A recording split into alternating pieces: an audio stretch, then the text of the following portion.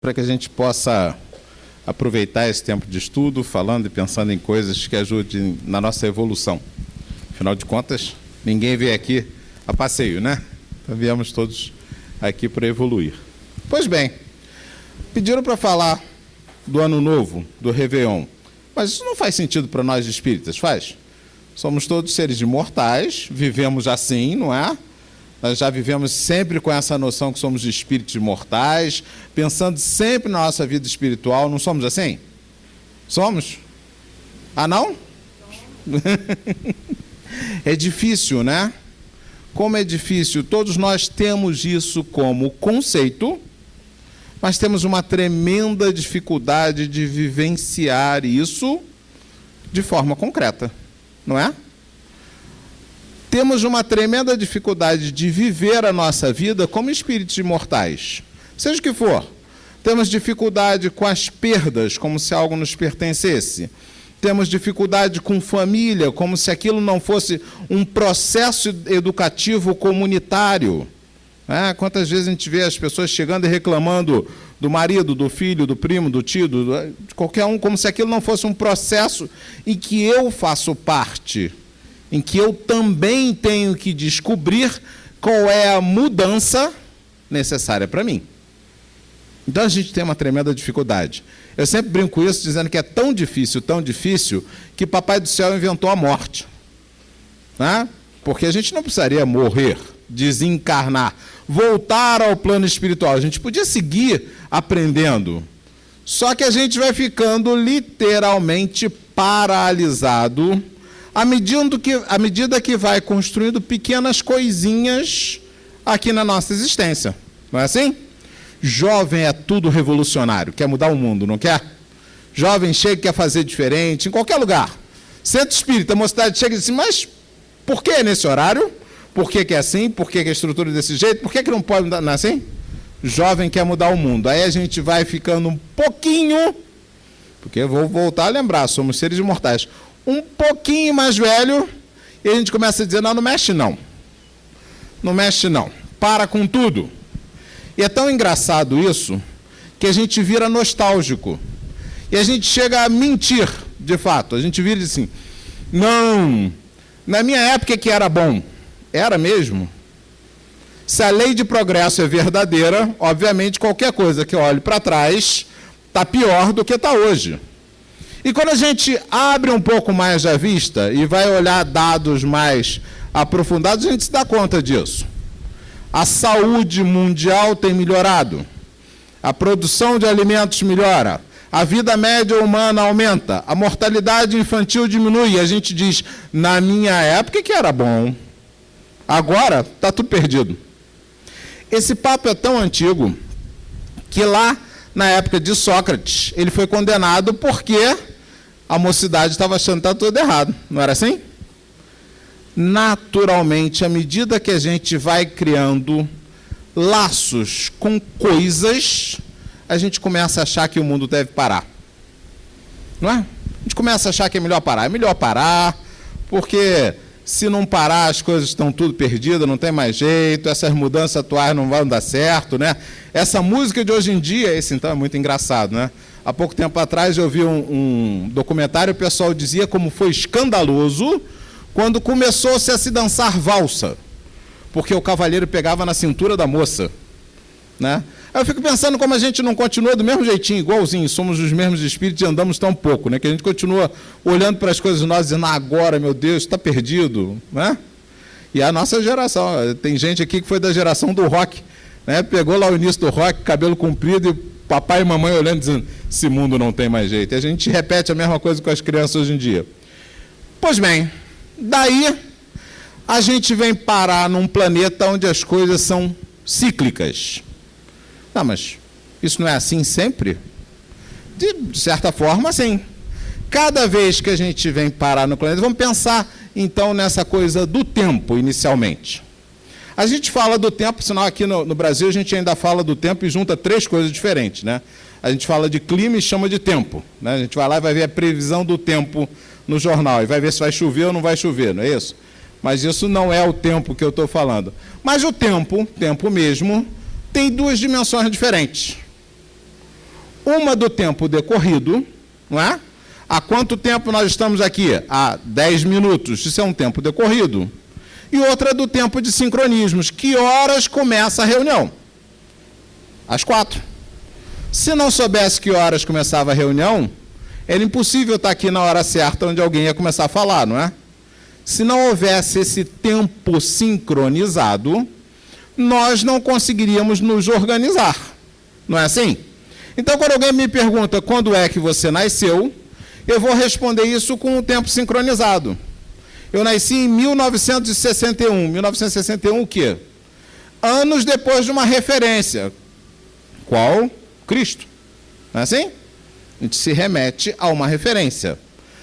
E eu vou falar de tempo muitas vezes desse jeito, pensando no tempo sincronizado. E muitas vezes a gente confunde essas duas coisas. E a gente vem parar num planeta que as coisas são cíclicas. A cada vez por ano, a gente tem uma alternância de estações do ano. Não é assim? A gente começa a ter um período que é mais quente e um mais frio. Essa foi a primeira confusão que os seres humanos encontraram. Porque quando é que eu planto? Aqui no hemisfério sul a gente está mal acostumado. Né? E também é um fato astronômico isso. A gente está mal acostumado porque o nosso verão é menos quente e o nosso inverno é mais quente. Na hora que a Terra está recebendo mais sol no hemisfério sul, ela está mais longe do Sol. E quando ela está recebendo menos, mais perto. As órbitas são elípticas. Lembra aquelas aulas que a gente achava muito chato lá na escola? Tem a ver com isso. Então, no hemisfério sul, o clima é mais temperado. Se você pensar em todo o hemisfério sul, assim, no hemisfério norte era terrível, porque neva e faz um sol escaldante. Então, se eu não souber a hora certa de plantar e de colher, eu perco tudo. Não é assim? Na Europa era ótimo, o pessoal tinha que plantar, colher, plantar grama, porque aí ia cair a neve, matava a grama, você tirava a grama de volta porque o solo tinha ficado preservado. Se você não fizesse isso, o solo morria, da próxima vez que você fosse plantar, nada nascia ali. Então eu precisava saber como. Como é que a gente começou a ver isso? Olhando as estrelas. Qual é a estrela que está no horizonte na hora do amanhecer? Isso é só para quem tinha pouca coisa para fazer, né? Que para descobrir isso é meio difícil. Mas todas as civilizações humanas pegaram referências disso. Não é à toa que até hoje a gente abre o jornal e tem horóscopo, não é? Garanto que todos vocês sabem qual é o seu signo. Não sabem? Ou seja, contra que constelação o Sol estava brilhando no mês que vocês nasceram. Isso é uma referência astronômica que a gente teve que desenvolver para saber quando. Ah, bom, então o pessoal descobriu. Teve uma época que o pessoal usava, né, a época do equinócio, que é primavera no hemisfério norte e outono aqui no hemisfério sul, para marcar o início do ano. Né? Então, quando é que é isso? Lá no finzinho de março. Né? Quando entra aqui o nosso outono, quando entrava a primavera lá, quando as coisas apareciam de novo, né? Surgia de novo as aves, surgiam os bichinhos, começavam a reproduzir as coisas, já era a época da primavera. O mês ganhou o nome de abril, porque as flores se abriam nessa época. Olha que coisa bonita. Né? E aí o ano começava ali. Depois, com o tempo, o pessoal resolveu mudar isso para dezembro, que também é outra data astronômica, na hora que o inverno está no pior época possível. Não é à toa que até hoje, 1º de abril é o dia dos tolos.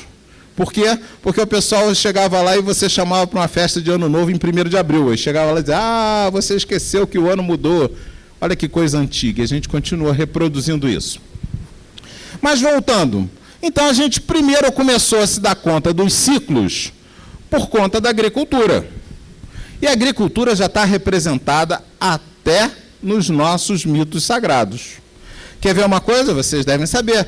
Adão e Eva tiveram 2 filhos, não é? Caim e Abel. Tá certo? E aí Caim mata Abel. O que Caim fazia na vida? E essa parte o pessoal perdeu. Ele era agricultor. E Abel era pastor. Por quê? Nós já éramos nômades antes, não importava o clima. Eu ia atrás do clima bom. Eu migrava junto com todos os animais. Se o tempo está ficando frio, eu vou mais para perto do Equador, que é mais quente. Se o tempo esquenta, eu volto. Eu não fico precisando contar o tempo. Quando eu fixo meu local, eu preciso passar a entender o tempo. E é isso que a gente vem fazendo tanto. Então, começamos a se entender quando. Vamos lá. Vamos pensar quando é que eu planto, quando é que eu colho, quando eu tenho que guardar, quando eu tenho que me preparar, porque vem o inverno. Eu comecei a pensar o tempo assim. E quando eu começo a pensar o tempo, eu começo também a contar o tempo.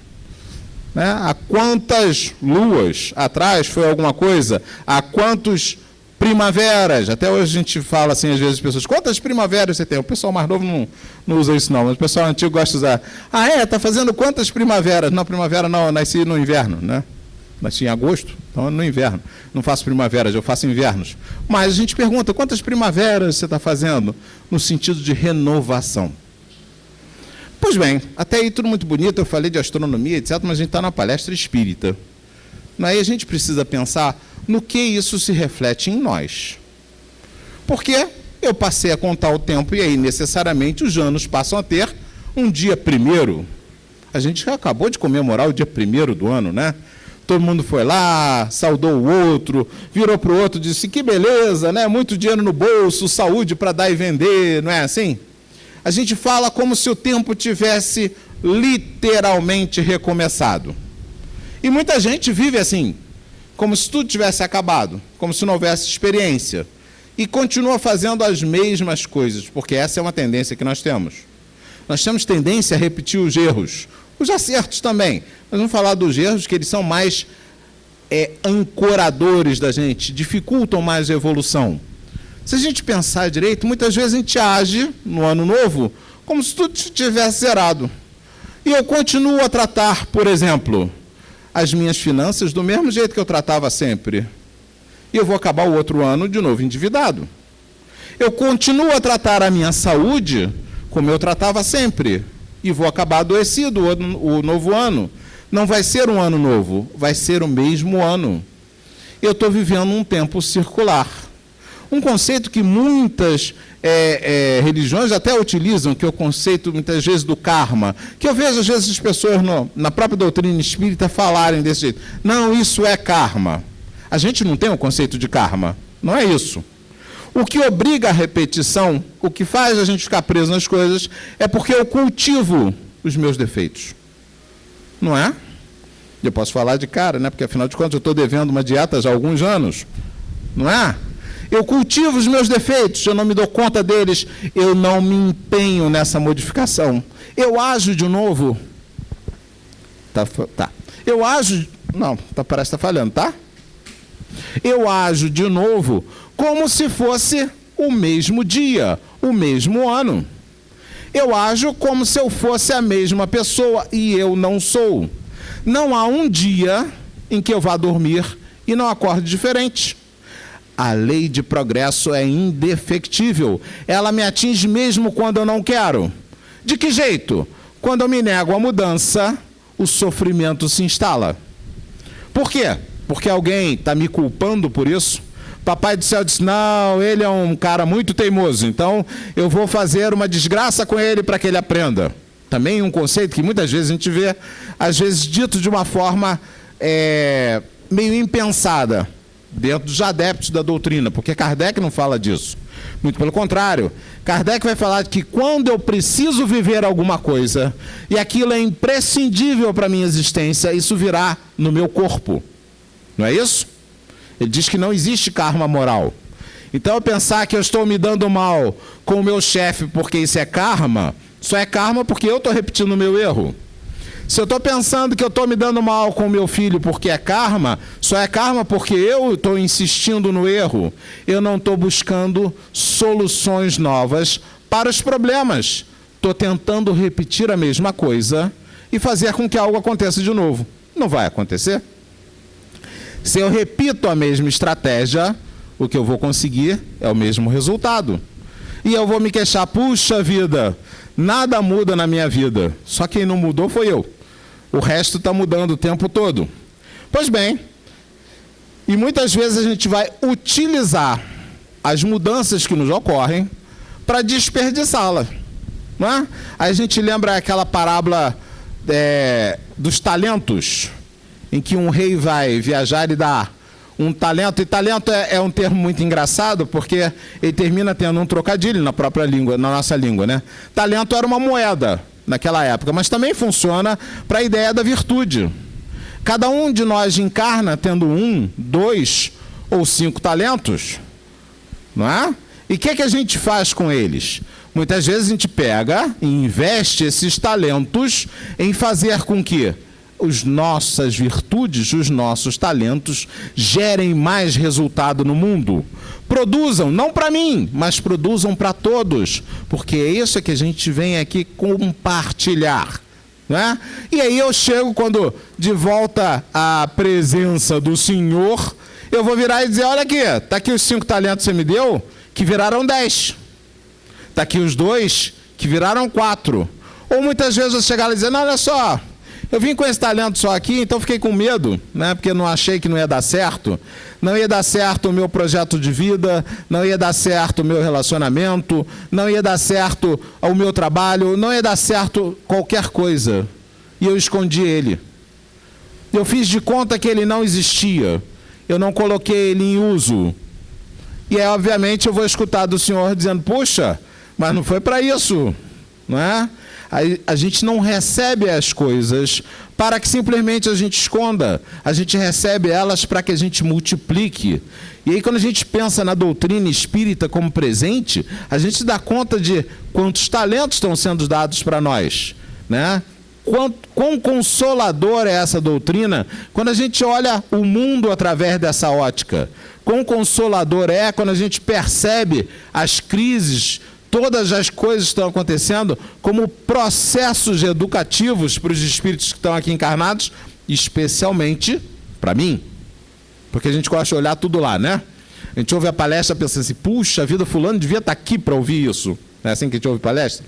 Não é? A gente tem que pensar assim, por que será que eu estou ouvindo isso? Por que será que eu estou vivendo isso? Porque cada coisa que me acontece, aconteceu porque Deus quis que acontecesse na minha encarnação. Não é na do outro, é na minha. Então, processo meu. Mas vamos adiante. Então, a gente muitas vezes não utiliza isso e passa a viver o mundo como se ele fosse um tempo circular. Como se cada dia fosse o mesmo dia, cada ano o mesmo ano, né? Eis que de repente a gente se dá conta que acabou o tempo e que a gente já precisa desencarnar e não fez o que tinha para fazer. Eu sempre brinco com isso, né? As pessoas costumam descrever o umbral meio com jeitão de inferno, já notaram? A gente tem uma tradição meio católica, porque a gente encarnou várias vezes como católico, né? Então a gente descreve o umbral como inferno, porque o umbral é aquela coisa suja, morta. São expressões do nosso pensamento. É porque na hora do desencarne eu olho para trás e digo assim, caramba, eu podia ter andado milhas e andei poucos metros. Eu estou atolado aqui. Imagina o que eu vejo em torno de mim. Um atoleiro. Lama. Eu me sinto aprisionado naquilo. Eu podia ter dado vida a tanta coisa e não dei.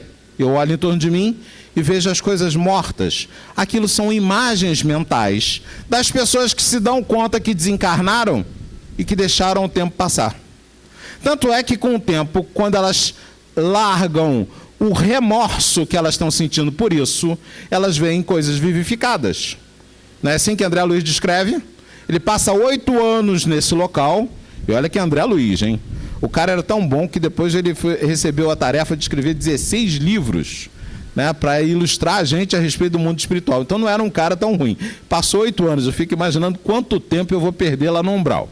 Então é bom a gente consertar logo a imagem mental, antes que a gente passe muito tempo lá, né? Pois bem, depois de 8 anos, ele vê Clarencio, que diz, eu estou vendo aqui todo dia.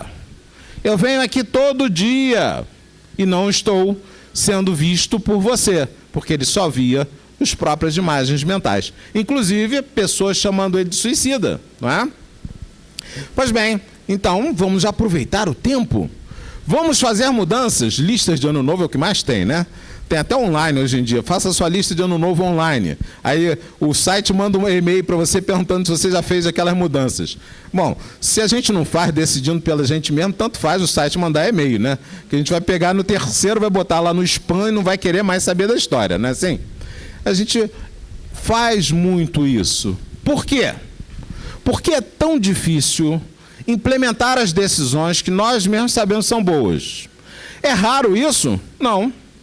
Se a gente pegar Paulo de Tarso, tem uma das cartas dele que ele pergunta, puxa vida, por que eu faço o mal que eu não quero e não faço o bem que eu quero? Não é uma questão que a gente está se perguntando quando a gente está falando de ano novo? Nas resoluções, naquelas listas que a gente faz, junto com as 7 ondinhas, as ervilhas na carteira, não sei o quê. E todas as superstições que não têm nenhum valor, não é? São só representações da nossa intenção. Por que é tão fácil a gente pensar nessas coisas e tão difícil implementá-las?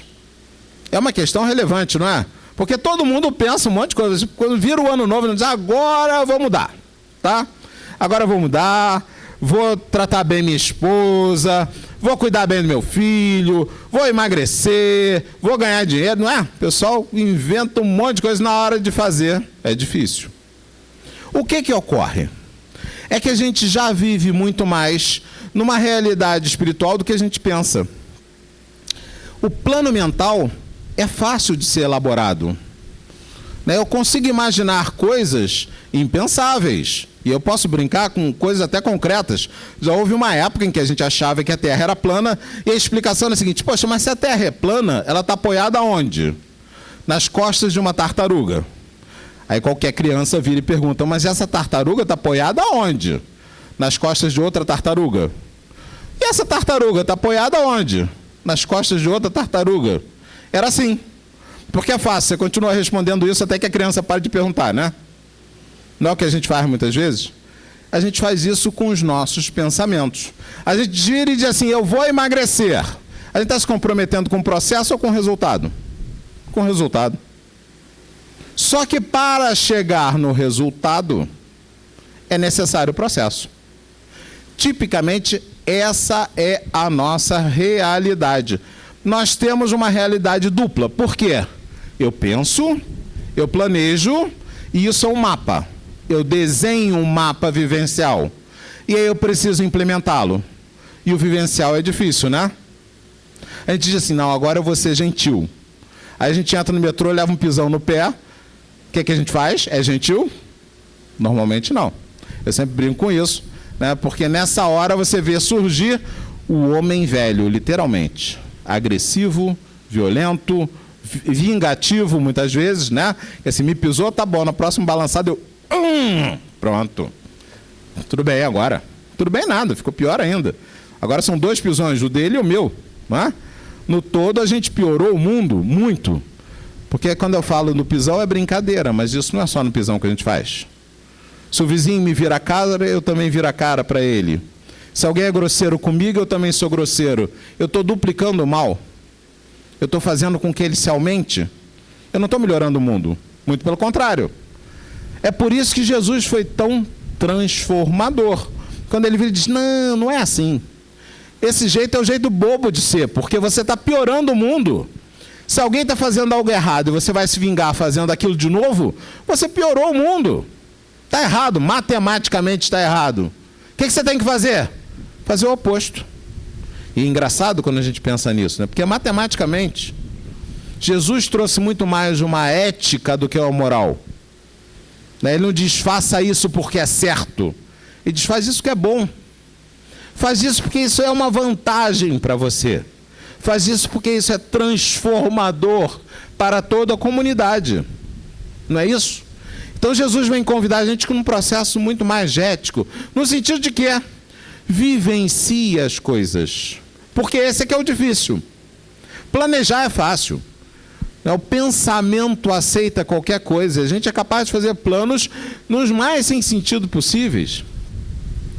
Né? Nós pensamos, já tivemos vários pensamentos, às vezes, que não sequer fazem sentido.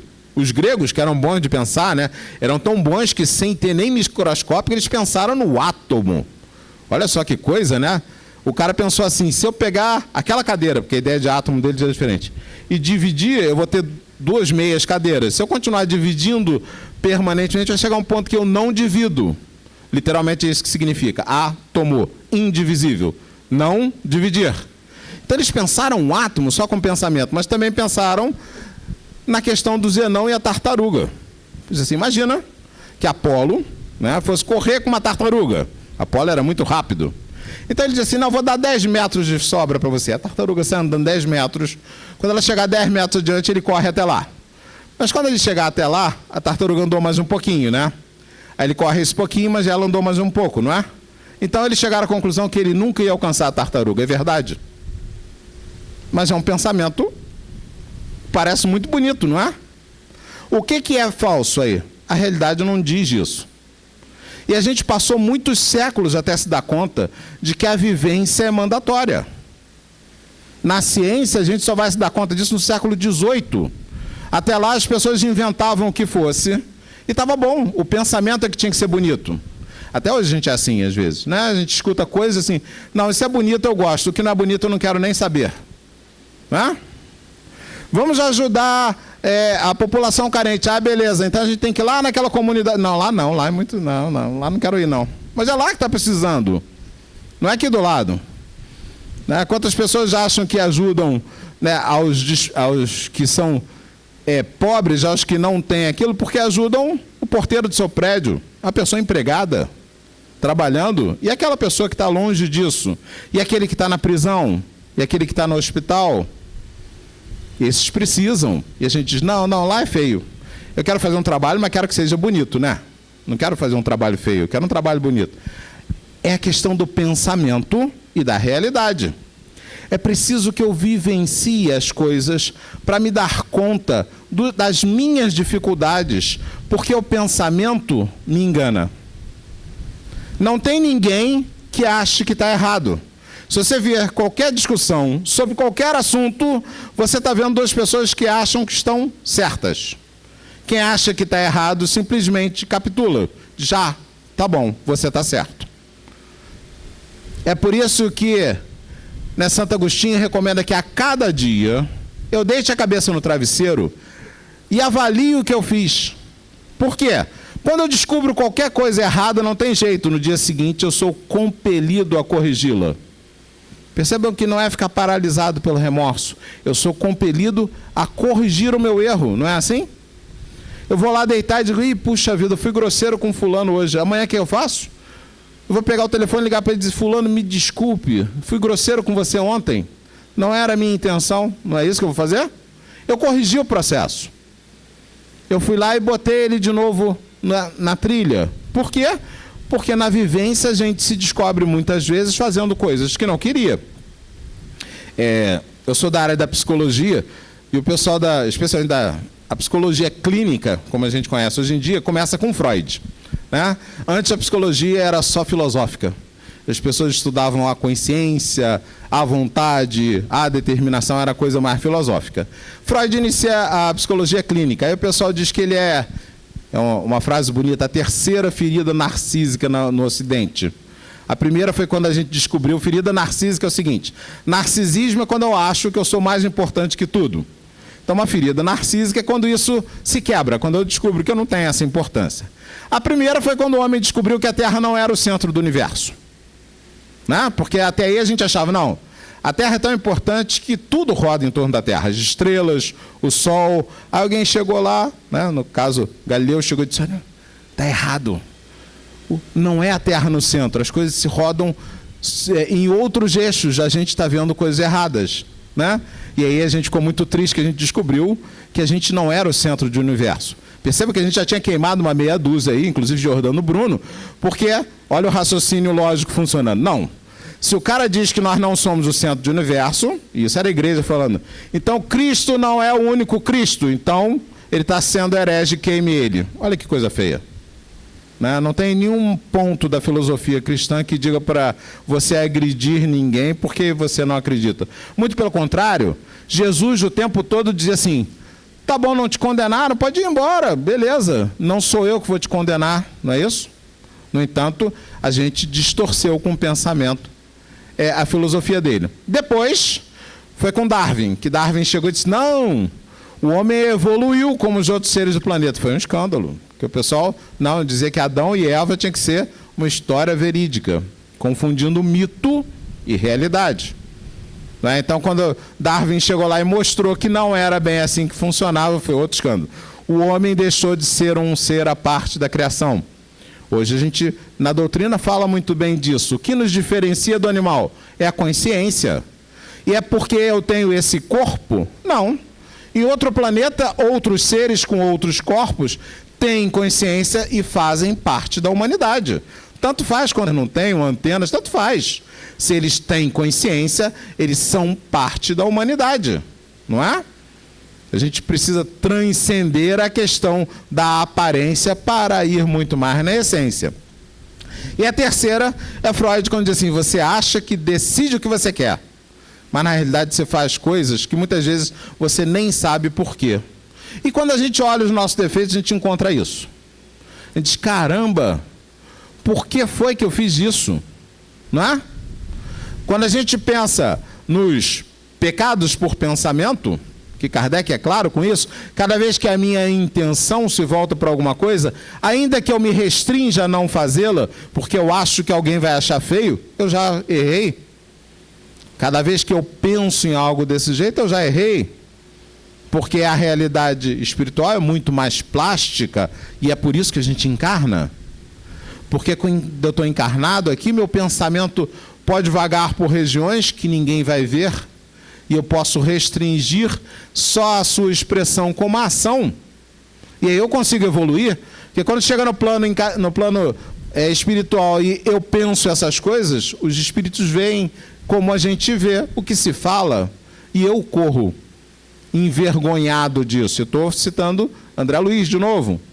Quando ele fala da mulher que fazia abortos, quando ela chega em nosso lar, quando eles veem as marcas no perispírito, é ela que foge, né, envergonhada do que fez. Não é ninguém que diz, vá-se embora, você não é daqui. Muito pelo contrário. Eles querem acolhê-la e ela foge envergonhada porque viram a condição dela. Encarnamos para isso, para poder fazer o que Emmanuel diz. Como é que a gente evolui? Disciplina, disciplina, disciplina. Vivendo as coisas. Eu planejo, mas eu tenho que executá-las todo dia. O plano tem que ser recontratado todo dia e toda hora. Ele tem que ser recontratado na hora que alguém pisa no meu pé lá no metrô. E eu tenho que pensar, opa, eu disse que ia ser gentil. Amigo, meu pé. E acabou. Ah, mas assim ele não vai aprender, mas isso não é uma questão minha. A vida vai ensinar a ele como está ensinando a mim. E essa é uma questão que é muito diferente. O único jeito de eu realmente progredir é eu ficar no presente, na vivência das coisas. Prestar atenção naquilo que emerge de mim no momento que algo acontece. Isso parece engraçado, né? Mas a gente gosta de jogar tudo para depois. Não é isso? Não, faz o seguinte, ano que vem eu vou fazer alguma coisa. E depois, a gente joga tudo para longe. O nosso pensamento facilita com que a gente faça isso. Não, então quando chegar março, porque da agora para março nada acontece, né? O pessoal não vem nem ao centro, né? Assim? Janeiro, fevereiro, nem ao centro o pessoal vem, porque afinal de contas, para que é o centro? Né? Não começou ainda, é só lá no final de março, né? Quando virar a primavera, virar o outono aqui no hemisfério sul, a gente começa o ano. Né? Assim, no Brasil até as pessoas brincam com isso. É isso mesmo? Não. Eu vivo o tempo todo. Eu vivo a cada instante. Eu vivo a cada minuto. E a cada minuto eu preciso estar atento ao que está me acontecendo. E aí o tempo, e o ano novo, e a mudança, ele é importante por sincronismo. Senão eu não consigo encontrar pessoas. Eu não consigo fazer grupos. Não consigo fazer com que algo aconteça. É nesse sentido que a gente não pode esquecer. Outra coisa que é muito comum a gente fazer é a gente se envolver com tantas resoluções, mas tantas resoluções que a gente não faz nenhuma delas. Não é comum? Fim de ano é ótimo para isso, né? A gente faz uma lista, umas 5 páginas, guarda na gaveta e no outro ano repete a mesma lista, né? Porque ficou tudo lá do mesmo jeito. A gente tem a ilusão de que a gente é multitarefa, não tem? Muita gente acha, não, tá tranquilo, eu estou falando com você, vendo televisão e ouvindo música ao mesmo tempo. Tranquilo. Não é verdade. A gente, quando faz isso, a gente está pulando de tarefa em tarefa. Não é? E adivinha, obviamente, eu vou pular pelas tarefas mais fáceis e ir deixando as mais difíceis para lá. Essa é uma ilusão muito comum. Então, por exemplo, quando você vai fazer qualquer coisa, é ideal que você se debruce sobre ela integralmente. Né? Joana de Ângeles tem o homem integral. Por quê? Está falando dessa vivência inteira. Se você vai falar com alguém, se dedique a falar com essa pessoa. Fale com ela, esteja com ela. E não vá dividir isso com tudo, né? Porque a gente divide de montão. Não, vamos fazer o seguinte. Vai falando aí que eu estou fazendo aqui o almoço. Né? Está falando com ela? Não, então faz seu almoço, depois conversa. Ou vice-versa. Para o almoço, conversa e volta. As tarefas, elas se interferem umas com as outras. A gente não tem essa noção porque a nossa percepção de tempo também é psicológica. Por incrível que pareça, nós não temos noção de tempo. Se eu chegar e disser assim, vamos passar os próximos 3 minutos calados aqui, será uma eternidade. No entanto, a gente senta e assiste 5 horas de televisão e acha que foi pouco. Não é? O que está ocorrendo aí? O tempo, ele é psicológico. Nós não temos uma medida concreta de tempo. A gente tem de outras coisas. A gente tem de ritmo, a gente tem de frequência, né? Todo mundo começa a cantar junto, daqui a pouco está todo mundo afinadinho, cantando o mesmo tom, que são outras expressões de tempo. Mas de tempo, de intervalo de tempo, não tem. É por isso que o leite sempre ferve quando a gente não está olhando, sabe? Porque a gente passa lá 3 minutos olhando e diz, dá tempo de eu ir ali. Aí você vai lá e passa 10 minutos lá, quando volta, obviamente o leite derramou. Ah, por que você está falando de leite derramado em palestra espírita? Porque a gente faz isso com pessoas. Muitas vezes você pega um casal e a pessoa, qualquer um dos cônjuges, parou de olhar o outro 10 anos atrás. E aí muitas vezes é surpreendido, e com terapia de família é ótimo isso. Às vezes chega alguém e diz assim, mas eu não sei do que ela está falando, está tudo tão bem lá em casa, só para ele, porque ele está vivendo 10 anos atrás. Eu só falei para ele porque normalmente são os homens que fazem muito isso, né? Mulheres prestam mais atenção à mudança. A gente muitas vezes para de olhar as coisas como para de olhar o leite. Já está resolvido, já casei, ou já estou namorando, ou qualquer outra coisa, já arrumei um emprego, e aí eu paro de me empenhar naquela coisa. É uma distorção de percepção muito comum e que nós fazemos. É da nossa época evolutiva, é do nosso estágio evolutivo. A gente tem muita dificuldade de olhar o todo, então a gente se foca num pedaço e esquece o resto. Daí a importância de eu vivenciar integralmente as coisas, me debruçar sobre elas, dando importância àquilo que tem. Até porque aí eu começo a decidir, né? Aí eu começo a exercer o meu livre-arbítrio. Será que é melhor eu ver a novela ou conversar com o meu filho? Ah, deixa a novela para lá, né? Porque quando eu boto nesses termos, é um ou outro, claramente eu decido por deixa a novela para lá, não é? É fácil. Enquanto eu não boto um ou outro, eu digo assim, não dá tempo de fazer os dois. Eu vou ver a novela e conversar com o filho. E aí, meu filho, tudo bem? Aí ele responde, tudo. Na escola, tá bem. Não é? Assim que a gente conversa? Isso não é conversa. Assim como a gente faz no resto, né? Hoje em dia, então, com a facilidade da velocidade da informação, quantas vezes a gente não se perde lá no celular, né? Tudo bem? Não é assim? A gente é muito facilmente distraível, a gente não tem uma percepção geral. É por isso que a gente desencarna e não tem ubiquidade. É uma das características dos espíritos elevados, porque eles começam a distribuir a atenção deles em mais de um lugar. A gente não é assim. A gente é capaz de se achar preso em um lugar. Vem cá, mas tu é espírito, tu está preso como? Você não tem uma realidade material, não tem uma barreira que possa lhe impedir. Mas eu não consigo entender isso e eu fico num local só. O meu foco, a minha atenção é de um só. É preciso que eu viva isso de uma forma mais inteira, que eu decida as coisas. Até porque a gente ainda está muito no início da etapa evolutiva. Uma das coisas que a gente termina tendo que falar quando fala de tempo é da pluralidade dos mundos. Há quanto tempo estamos nesse mundo? Não, porque já vivemos muito aqui. Muito? Dos 15 bilhões de anos que esse universo tem, porque hoje em dia se fala de multiverso, que são vários universos, dos 15 bilhões de anos que esse universo tem, a gente não tem nem 10 mil anos de cultura. É muito? Não, é muito pouco. Quando o sistema solar começou a se formar há 5 bilhões de anos atrás, Jesus já tinha concluído a trajetória evolutiva dele. Há 5 bilhões de anos atrás, já é muito tempo, né? Vamos pensar assim, para a gente ter uma noção. Vamos falar de segundos, ok? Se a gente pensar em 1000 segundos, a gente está falando de uns 20 minutos atrás. Se a gente pensar em 1 milhão de segundos, a gente está falando de 30 anos atrás. Se a gente pensar em 1 bilhão de segundos, a gente está falando de 30 mil anos atrás, não tinha nem cultura humana ainda aqui. A gente estava na pré-história, vivendo no mundo primitivo. Somos crianças espirituais. Estamos há pouco tempo, né? Quando a gente começa a pensar no tempo dessa forma, a gente vê que a gente está há muito pouco tempo evoluindo. Até bem pouco. Esse era um planeta primitivo. O que é um planeta primitivo?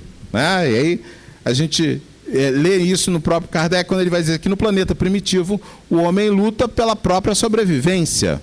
Eu preciso viver um dia a cada hora, um dia a cada vez. É o próprio tempo circular.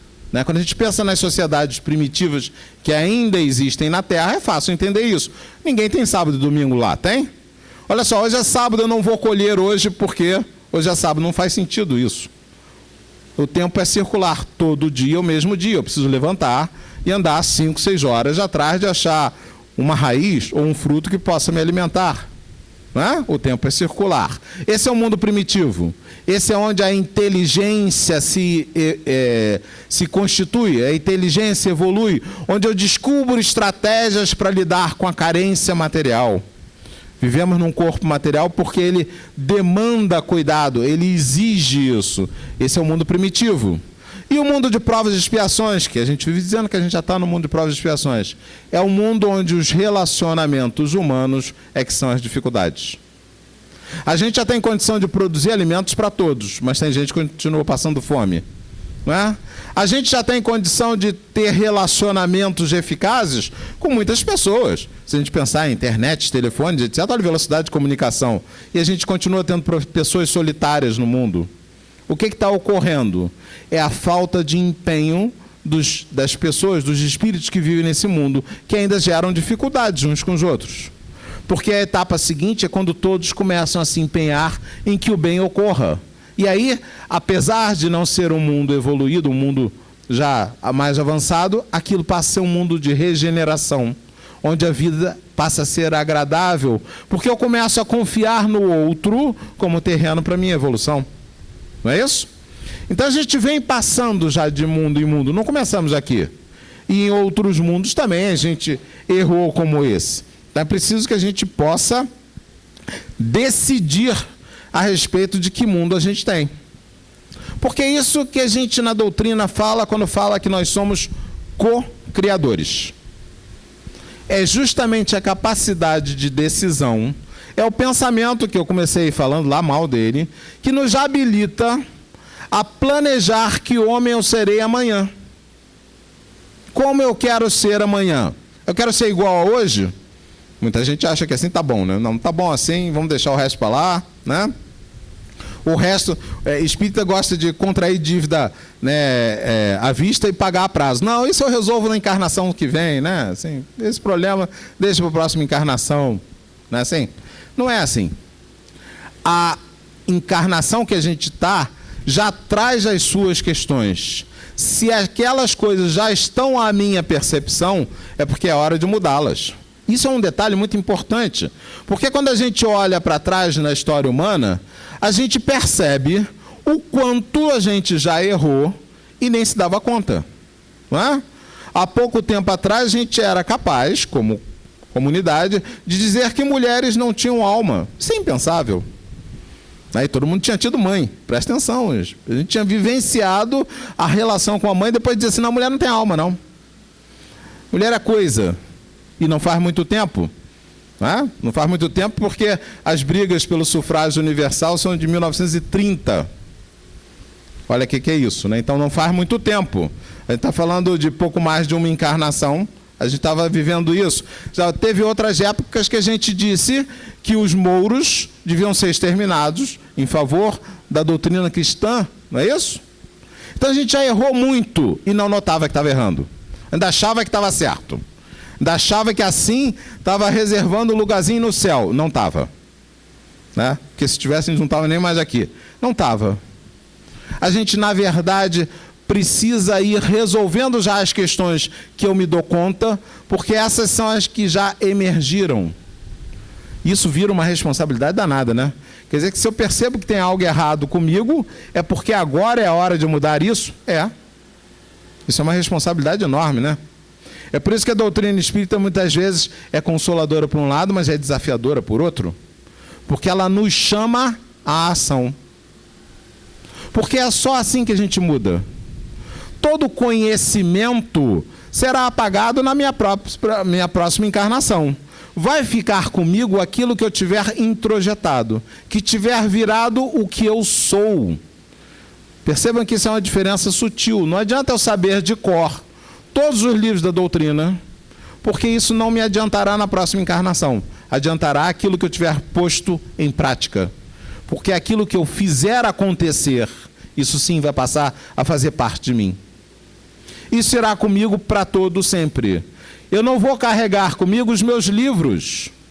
Eu não vou carregar comigo sequer a minha língua. Eu terei que aprender outra de novo. Eu vou carregar comigo o que eu sou. Aquilo que eu consegui transformar no mais íntimo de mim. Isso vai comigo. Isso vai comigo e é patrimônio definitivo, não irá nunca se perder. É isso que a gente precisa mudar, porque muitas vezes a gente não se dá conta e perde tempo só no conhecimento e esquece que é preciso vivenciá-lo. É a prática, é o uso que faz. Não é à toa que Kardec escolhe como bordão, fora da caridade não há salvação. Não é? Por quê? Ele mesmo explica, ele diz assim, olha só, não é pelo conhecimento, porque da mesma forma que eu acho que meu conhecimento está certo, qualquer um do meu lado também acha que o conhecimento dele está certo. Pode ser ateu, pode ser islâmico, pode ser qualquer coisa. Se ele achasse que estava errado, ele estaria em busca de outros conceitos. Ele está ali acomodado de algum jeito, porque os conceitos lhe serviram. Então, todos acham que estão certos. Da mesma forma, quando ele diz não poderia dizer que é fora da verdade, eu não posso dizer que é fora sequer de uma igreja, porque tem muitas pessoas encarnadas que sequer vão ouvir falar de doutrina espírita ou mesmo de Jesus. Eu vou dizer que algum selvagem lá na África estará condenado porque não ouviu falar de Jesus ou da doutrina espírita? Claro que não. Depende de como ele viveu a sua vida. Então a gente precisa se dar conta que a doutrina é uma ferramenta de mudança. É preciso que eu implemente as coisas. É preciso que eu tire as listas de decisão da gaveta. E passe a utilizá-las todo dia. Né? Passe a fazer com que elas aconteçam sempre e sempre.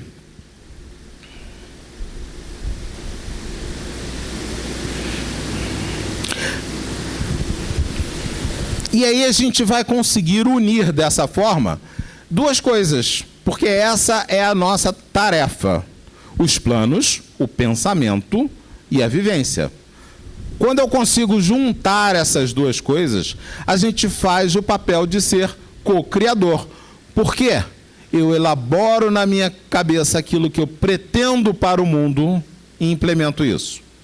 E é muito engraçado, porque quando eu decido como eu quero vivenciar o mundo, eu termino definindo o mundo ao meu redor. Do que eu estou falando? Se eu resolver, por exemplo, que todos são meus adversários, eu vou me descobrir num mundo de adversidades, onde todos estarão sempre contra mim. Eu brinco com isso, até com um exemplo particular. Uma vez eu estava em Belo Horizonte, atravessei a rua e não sabia se eu tinha que pegar o ônibus para um lado ou para o outro. Como tinha um ponto de ônibus, eu atravessei e cheguei perto da senhora e disse assim, boa tarde. Ela deu um pulo desse tamanho, um grito no meio da rua, e eu fiquei com o olho arregalado e perguntei, o que houve? Ela disse, eu pensei que o senhor ia me assaltar. Eu falei, mas assaltante não chega dizendo boa tarde. Ela inventou um mundo em torno dela onde todos iriam agredi-la. E vivia assim. E vivia tão sobressaltada que alguém que diz boa tarde para ela era suficiente para ser uma agressão enorme. Não é? Que mundo é esse que ela inventou? Ao mesmo tempo, quando a gente se dá conta de cada uma das outras pessoas com quem eu convivo, das mais fáceis às mais difíceis de conviver, e perceba que quando eu estou falando de mais fáceis e mais difíceis, eu não estou colocando como melhores ou piores, porque é mais fácil conviver com aquele que não me desafia, né? Mesmo que ele seja tão atrasadinho quanto eu, e é muito mais difícil conviver com aquele que está permanentemente me chamando a mudança, seja porque eu tenho que tolerar as coisas que eu não gosto nele, ou seja porque ele está apontando os meus defeitos, né? É ele que me convida à mudança, e a gente oscila nisso, né? Quando eu estou com os iguais, a gente se sente acolhido, não é assim? Quando as pessoas entendem o que eu falo, quando as pessoas têm a mesma opinião, etc., eu me sinto acolhido. É tão forte isso que as pessoas até hoje correm atrás de time de futebol, eu fico impressionado, né? Todo mundo lá junto, torcendo pelo Flamengo, pelo Fluminense, etc. Ficou olhando, eu conheço isso desde a Idade Média, que engraçado, mas tudo bem. A gente ainda está lá, né? Vestindo a mesma cor, juntos como se fosse um só. A gente ainda busca isso. A gente está buscando acolhimento, está buscando pertencimento, está buscando ser igual. Quando a gente vem no centro, ouvir palestra, conversar sobre doutrina, a gente está buscando isso. Está buscando recarregar a energia através do pertencimento. Muito bem. E onde é que eu vou usar isso? Quando eu sou desafiado. Quando as coisas da vida me cobram a colocar em uso isso. Por isso Kardec escolhe, fora da caridade não há salvação. Qual caridade? Todas. Todas. Desde a material, que fala de você se desprender dos seus bens materiais e considerá-los como um empréstimo de Deus para mobilizar as coisas no mundo, até a caridade que é mais difícil, que é emocional. Não é? Até eu conseguir acolher aquele que muitas vezes é quem tem todas as opiniões diversas de mim, quem defende coisas diferentes, quem pensa de uma forma diferente. Esse é o mais difícil de acolher. E essa é a caridade mais complicada. E essa que a gente precisa fazer, porque no fim das contas, as duas coisas são importantes. Né? Eu preciso estar acolhido porque eu não sou, se eu não for assim, eu não sou forte o suficiente para agir. E eu preciso estar agindo. Então é importante as duas coisas. Vamos para frente que ainda deixei um pedacinho para ler.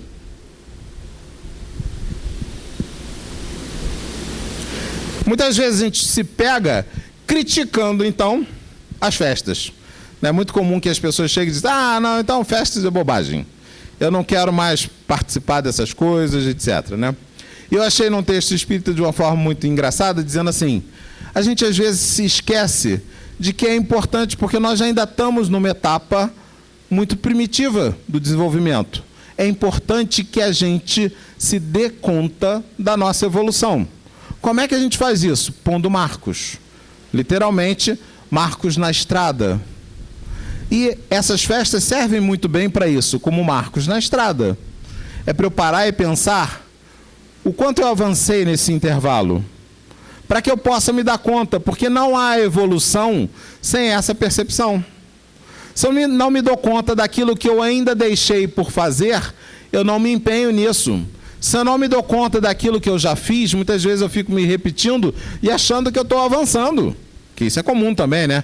A gente consegue um ganhozinho assim, a gente começa a ficar todo orgulhoso. Não, sabe o que é? Poxa, fui no centro todos os dias, né?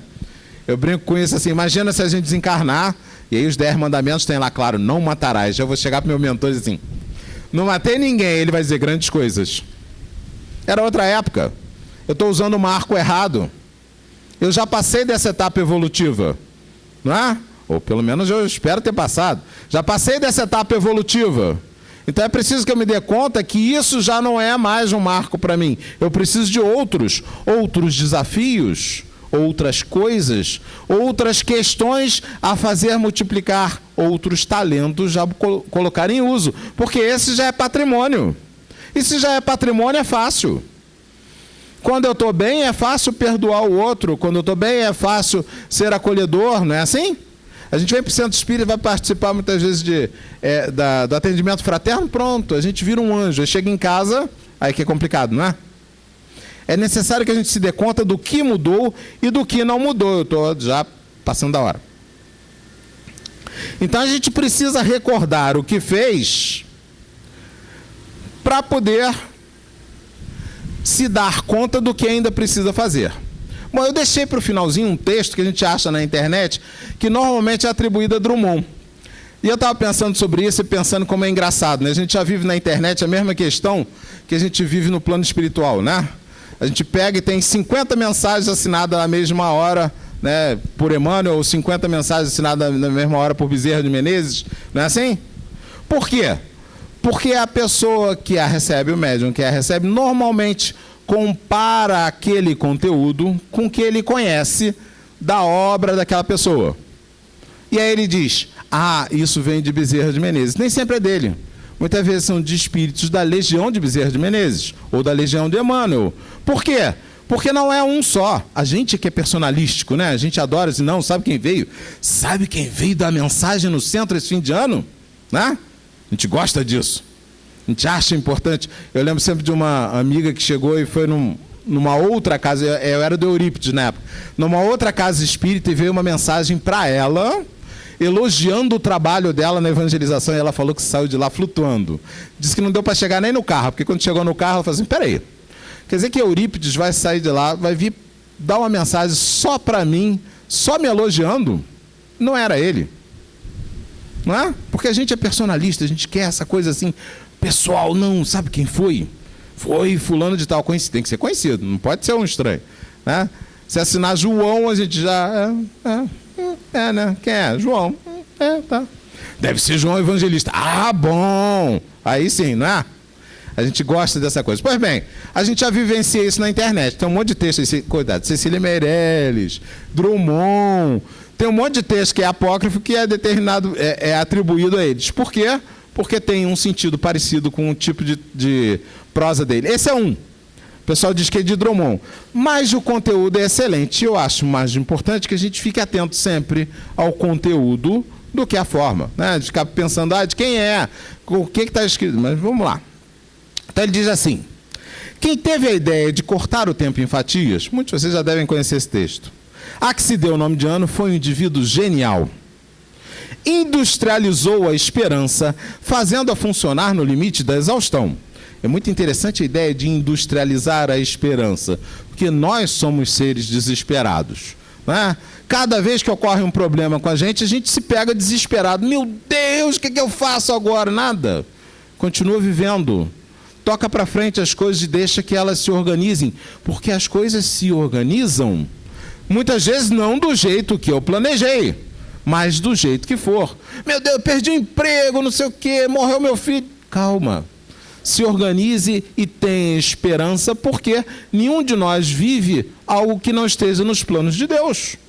Isso é literalmente falta de fé que nós temos. Né? Pois bem, então ele diz, industrializou a esperança, né? Fazendo-a funcionar no limite. 12 meses dão para qualquer ser humano se cansar e entregar os pontos.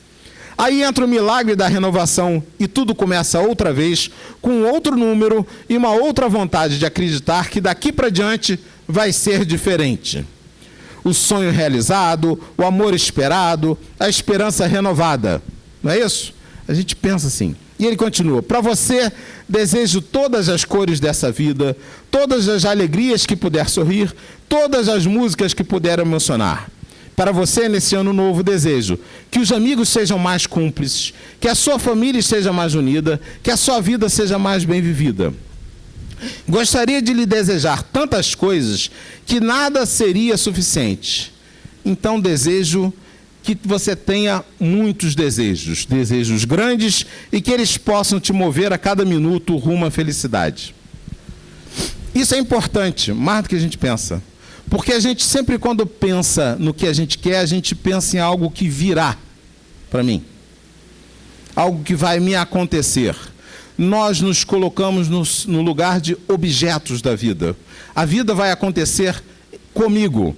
Então, eu quero ter um bom parceiro, eu quero ter dinheiro, eu quero ter saúde. As coisas vão me acontecer. Esquece que esse não é o lugar onde nós estamos. Nós estamos no lugar de sujeitos da nossa vida. Cada um de nós é co-criador da existência que vive. E como é que eu crio isso? Com o meu desejo. Quando eu elaboro na minha mente aquilo que eu quero que aconteça, eu estou chamando para mim espíritos que pensam do mesmo jeito. Eu estou atraindo, e espíritos encarnados e desencarnados. Vale a pena dizer que a gente sempre pensa nisso só como desencarnado, né? Eu sempre brinco com isso. Qualquer turma que se junte, em uma semana já está separada, né? O pessoal que gosta mais de assistir aula está na frente, o pessoal que gosta mais de conversar está lá atrás, não é assim? Em uma semana. Não funciona desse jeito? Isso é sintonia, isso é simpatia, sentir com, sentir junto. Nós estamos o tempo todo fazendo isso. Então, encarnados e desencarnados, se eu me coloco no mundo desejando o bem para todos, eu vou viver em um mundo onde todos desejam a mesma coisa. Irão estar perto de mim espíritos e companheiros que também querem o bem de todos. Então, que nesse 2016, que está tão mal falado, né? Que a gente possa desejar o bem para todos. A gente possa se empenhar em fazer cada vez o melhor de nós, de dar ao mundo o melhor de nós, porque desse jeito cada um de nós terá para si os melhores desejos. Que a gente possa viver bem esse ano, para que a gente possa chegar em 2017 e falar de novo disso, considerando o que a gente ganhou e construiu nesse período.